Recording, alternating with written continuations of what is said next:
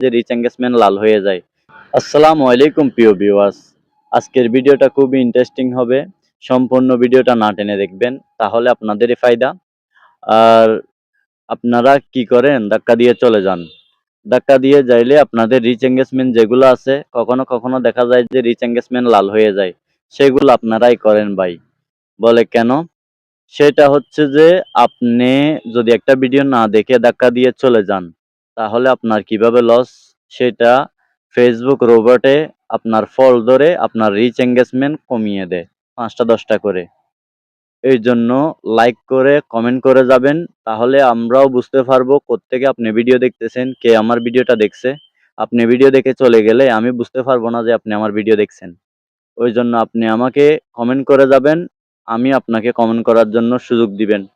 এভাবে করে কাজ করবেন, তাহলে ফেসবুকে সফল হবেন আর রিচ এঙ্গেজমেন্ট কখনো লাল হবে না। রিচ এঙ্গেজমেন্ট লাল যদি হয়, ফেসবুকের জন্য অনেক বড় ক্ষতিকর জিনিস সেটা।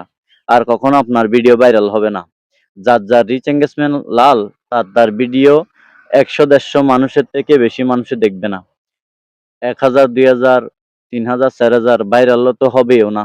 ওই জন্য বলতেছি রিচ এঙ্গেজমেন্ট ধরে রাখার চেষ্টা করুন। অন্যের ভিডিও না ধাক্কা দিয়ে সম্পূর্ণ দেখে একটা গঠনমূলক কমেন্ট করে লাইক কমেন্ট করে দিবেন এবং লাভ রিয়েট দিবেন কমেন্টে।